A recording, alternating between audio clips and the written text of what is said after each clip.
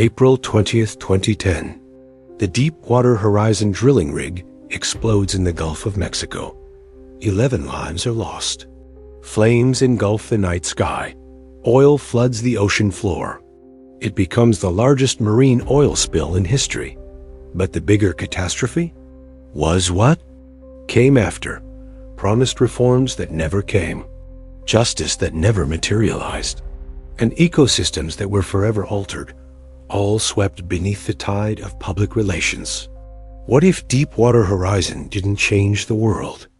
What if it just revealed the one we already live in, where profit is shielded, accountability is staged, and disasters are repackaged as progress?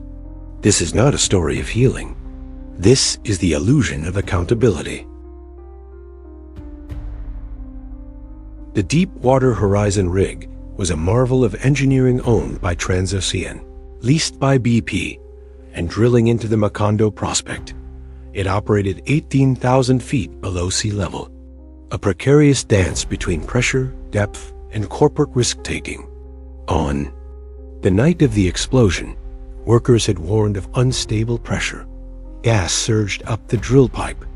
The blowout preventer, a last resort failsafe, didn't work. 11 men died. The rig sank. And oil began leaking at a rate of 60,000 barrels per day. For 87 days, the spill continued. Public outrage surged. But behind closed doors, government agencies and BP worked to manage the story, not just the spill. Dispersants like corexits were dumped into the water, millions of gallons, to hide. The oil, not clean it. The consequences? Largely unknown, but suspected to be devastating. The government mobilized the Coast Guard. BP launched a media blitz. Top kill, containment dome, static kill. These were terms repeated endlessly in press briefings, but they all failed. Meanwhile, BP ran full-page newspaper. Ads, sponsored cleanup commercials aired on prime time. The narrative was clear. We're fixing it. Except they weren't. Internal documents later revealed BP had no workable plan for a spill of this magnitude. Regulators had rubber-stamped drilling permits, relying on emergency protocols copied from Arctic environments and cut-and-pasted language mentioning walruses, animals that don't exist in the Gulf. What was exposed wasn't just a spill.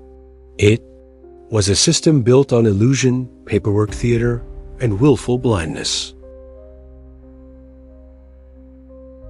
The oil reached 68,000 square miles of the Gulf. Marine life died in waves. Coral reefs were smothered. Dolphins washed ashore with failed organs. Generations of sea turtles vanished. Fishermen were left without work. Tourism collapsed. Coastal communities choked on the aftermath. And the chemical dispersants? Scientists warned they may have made it worse. Corexits doesn't make oil disappear. It breaks it down into microdroplets harder to track, easier to ingest. The illusion of recovery was pushed through imagery. White sand beaches, celebrity visits, vague promises. But beneath the surface, the Gulf changed forever. And then we moved on. BP paid $20 billion in settlements. It sounds like justice. But consider this.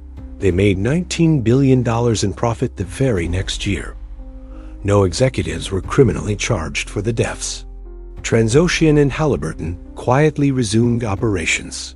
Regulators, who failed to enforce safety protocols, faced no consequences. The headlines faded. The cameras left. And the system that enabled Deepwater Horizon? It kept drilling. More than 2,000 spills have happened in U.S. water since. So was Deepwater Horizon. A turning point or just another footnote? They said it would change everything, but the oil kept flowing. The illusion of accountability is the most dangerous lie of all because it numbs us to consequence.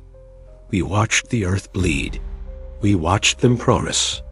and we watched it all fade away. This wasn't the end of something. It was the proof that nothing ever ends unless we force it to. This is the invisible collapse. Subscribe to uncover the stories they want you to forget.